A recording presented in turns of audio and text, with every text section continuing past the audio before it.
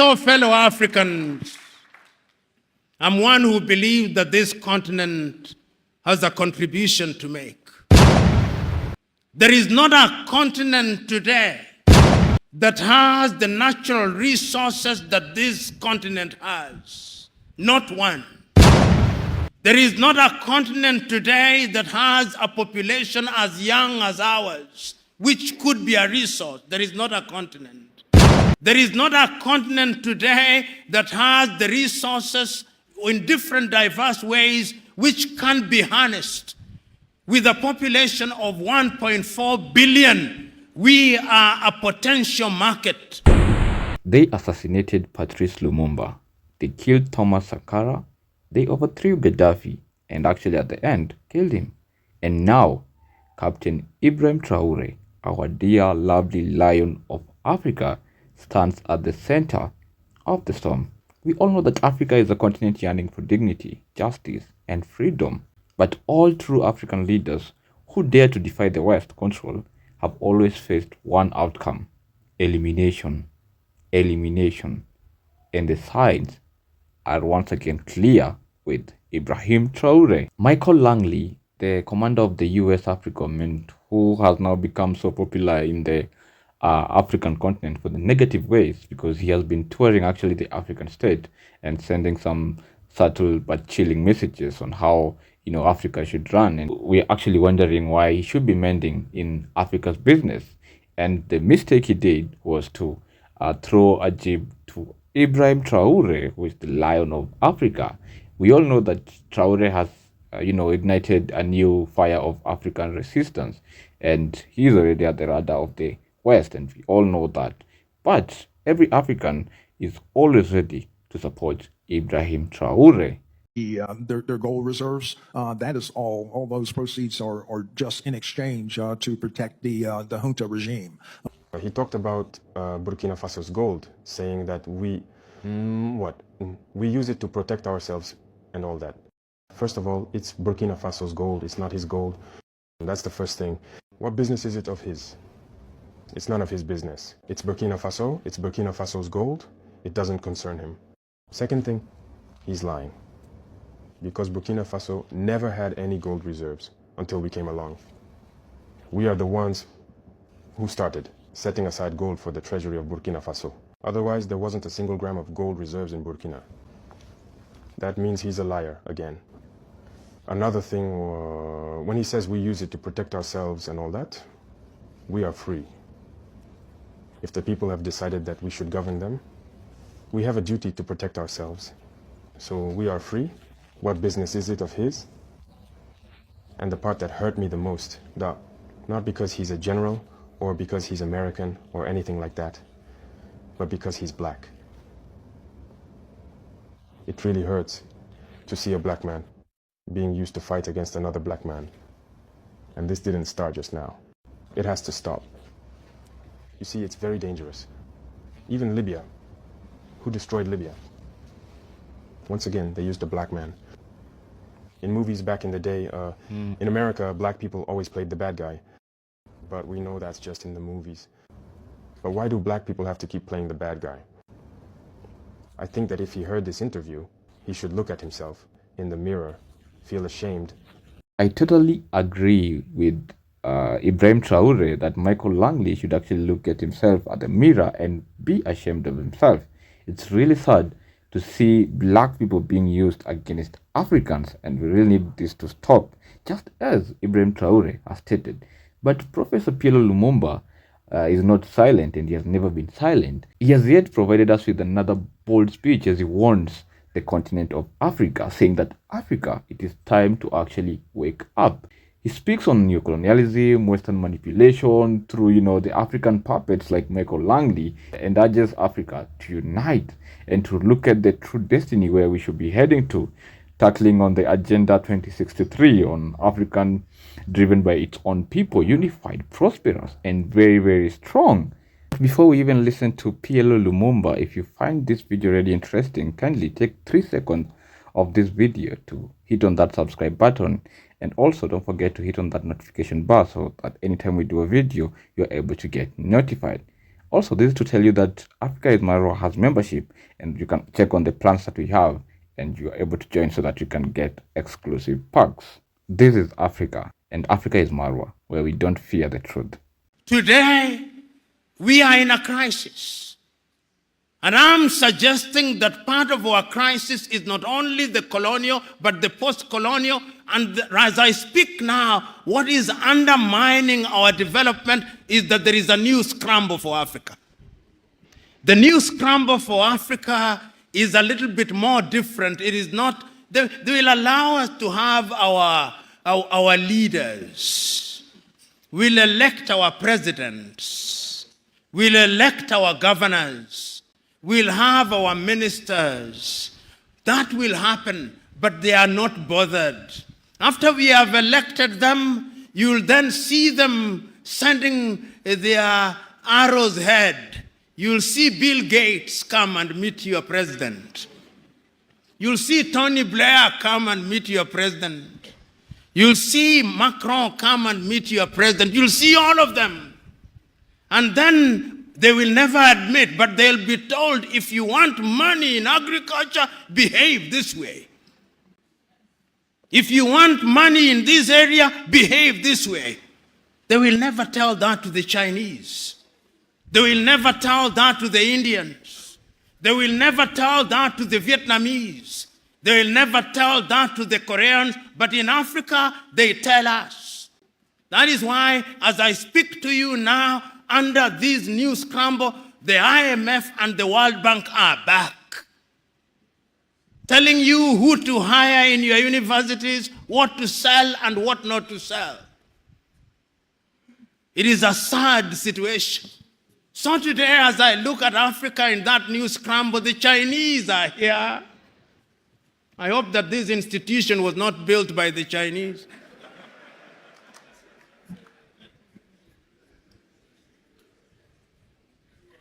The Turks are here. The British are here. The French are here. The Qataris are here. The Americans are here.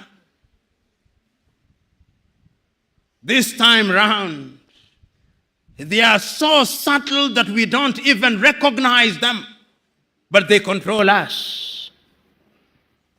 What are we going to do about it in order to develop? We must do something. And if we don't do that thing else, you who have been trained in this institution, you have traveled the world. You have traveled Nigeria. There are two things that you can do with your traveling. You can marvel. Says it is great in China. You can marvel. You can wonder or feel pain. I'm urging you to feel pain. To feel pain for the continent of Africa, and in your own way, when you go out there, go and do something about it, because it has also been demonstrated that it can be done. I've traveled across this continent and I've seen that development is possible. I was in Rwanda before 1994. I was in Rwanda in 1996. Genocide. 1 million dead. Its obituary written. Will never rise, they said. You go to Rwanda now. They are demonstrating that it can be done. Go to Kigali now. See what they are doing in the health sector in their own small way. See how they are collaborating in the area of mobile telephony in their own small way. It can be done. I've been to Botswana and I've seen what they are doing in their own small way. I've been to Mauritius, see what they are doing in their own small way. And they do not have the resources that other countries have. They do not have the resources that the Democratic Republic of Congo has. And I'm giving these examples to say, that indeed it can be done, and it can be done within the continent of Africa. So what we must do is to begin to pull together,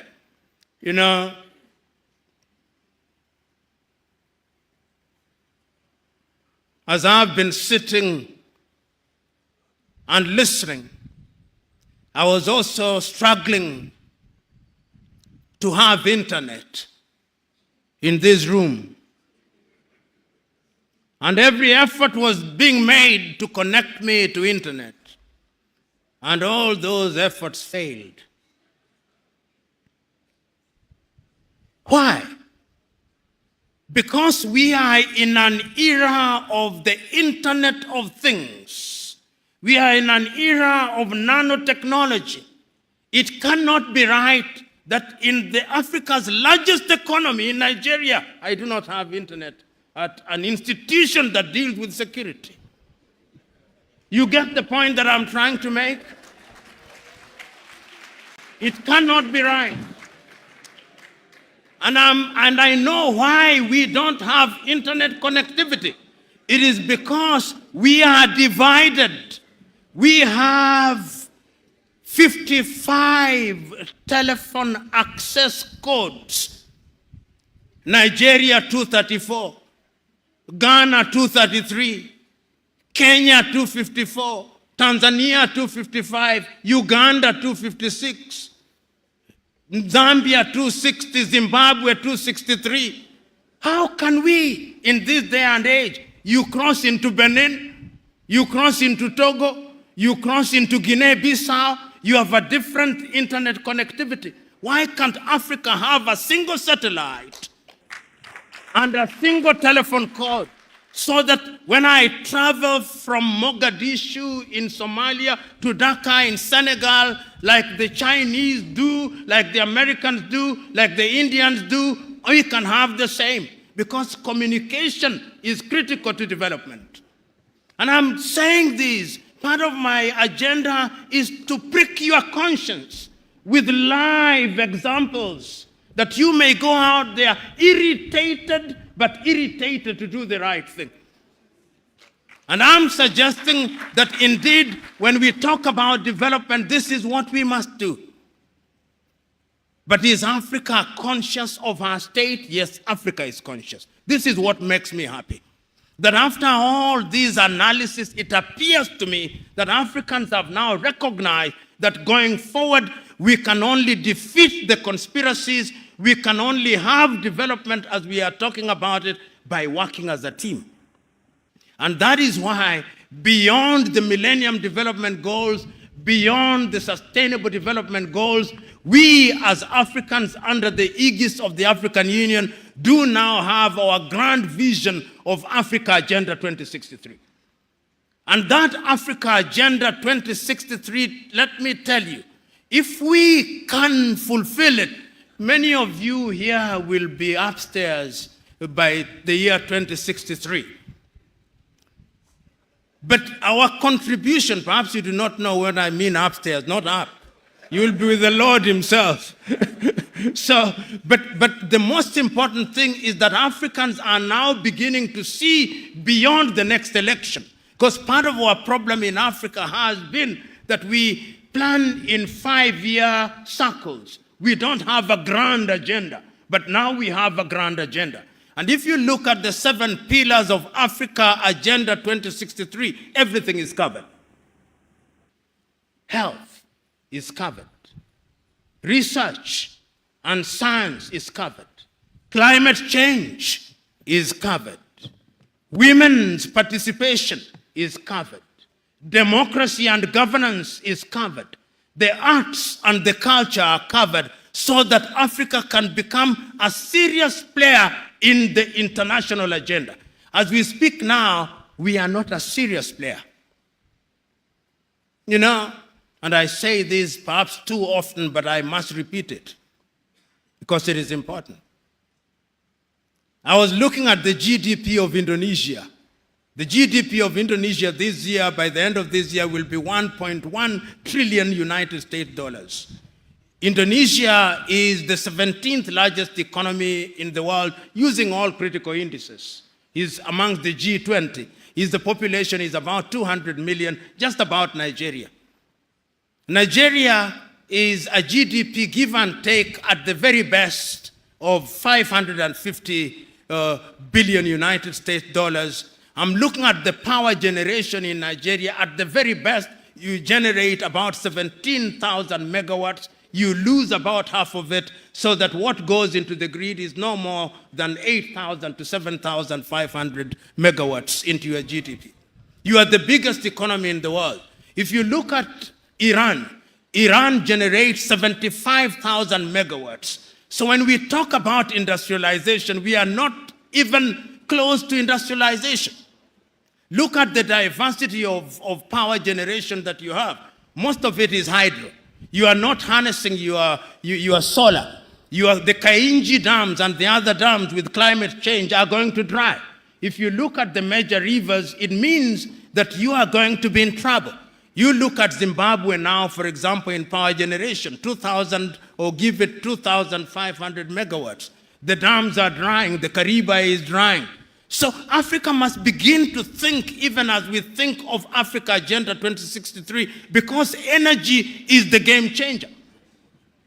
Without energy, all these generators you see everywhere in Nigeria must disappear for industrialization to come.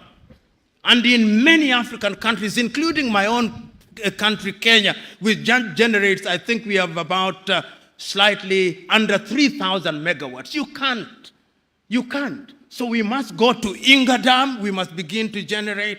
We must go to Egypt at the Aswan High. Egypt is not doing very badly. We must go to Inga, produce 40,000 megawatts.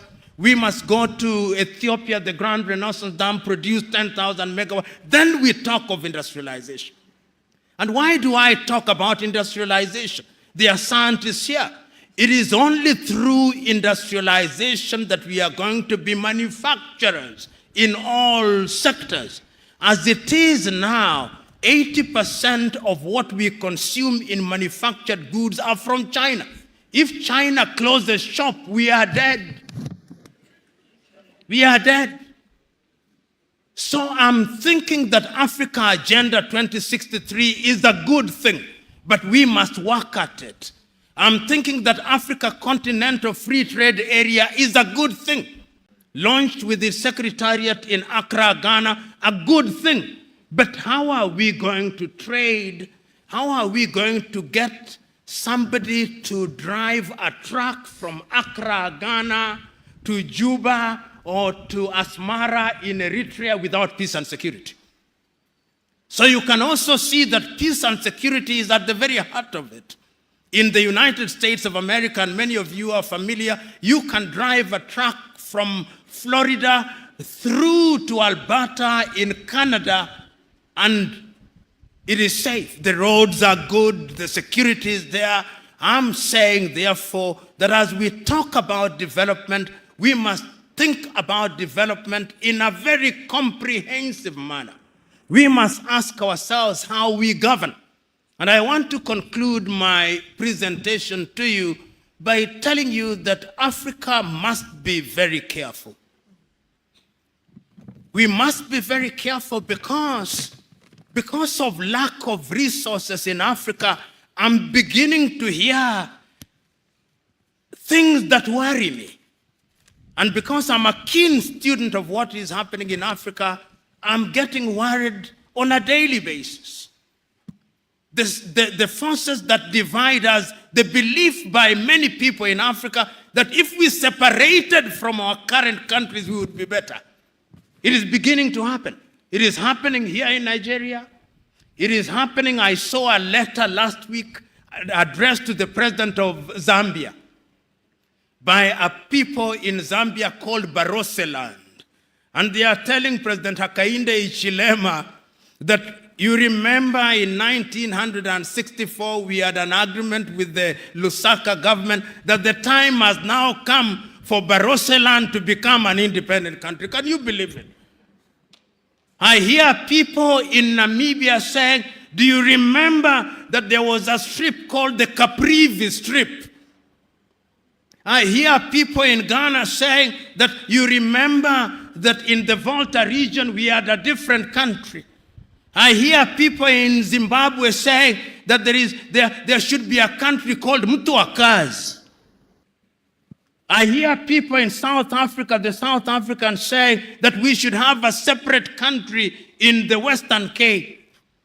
I hear people in Ethiopia saying we should have Tigray and Oromo.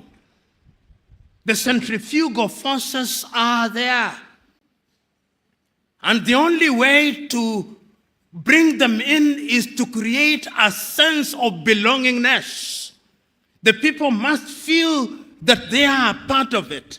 I remember the words of John Garang of South Sudan when he spoke in Khartoum. He told the Numeri government, we do not want to create a separate state, but make unity attractive.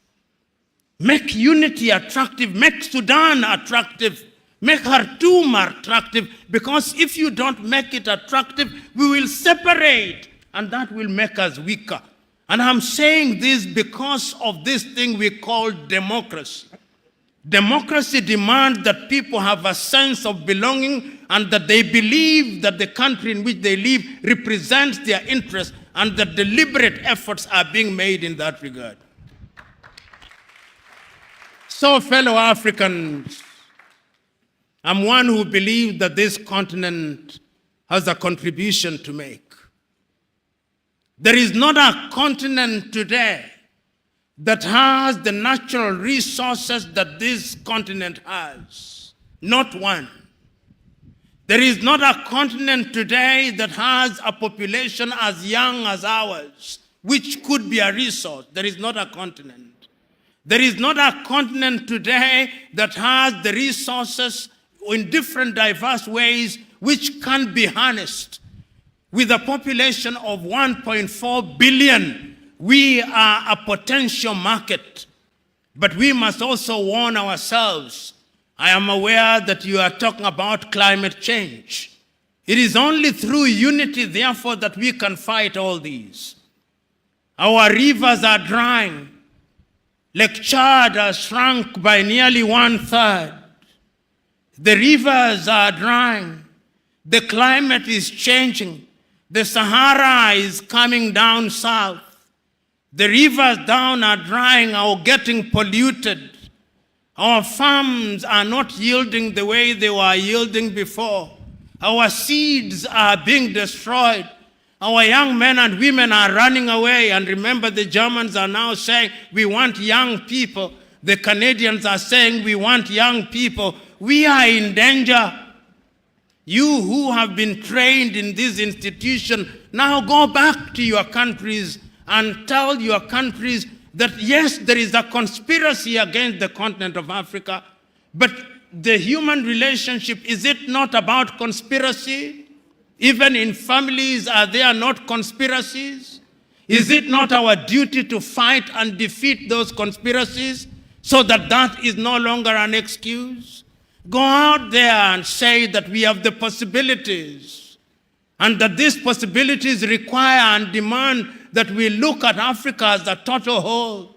And all of us who are here, whether we are politicians or academics and in different sectors, let us go out there having made a solemn vow that Africa must do it. If you can't do it for yourself, ask yourself which Nigeria you want to bequeath to your children and your children's children. You are here, maximum 40 years, you will have gone upstairs. But after 40 years, in which kind of country will you want your children to be? This is the question. It is not about you and me. It is about them. This is intergenerational. Africa must change. Africa can change. And it can only change if we change our minds. And our minds we must change. Ladies and gentlemen, thank you very much, and God bless. The message is out there, loud and clear. We've now seen that they truly fear us as Africa because we are finally waking up and they don't like a woke Africa. Traoré's courage, Lumumba's wisdom, and the legacy of all Africa's greatest sons and daughters live on in every voice that dares to speak the truth of power. If you truly believe in the liberation of Africa and the end of neocolonial puppetry, share this video wide. Also, leave your thoughts below in the comment section and don't just watch, be part of the movement. Subscribe, join our channel of membership, and let's reclaim Africa's destiny. This is Africa, and Africa is Marwa. See you in our next video. Bye bye.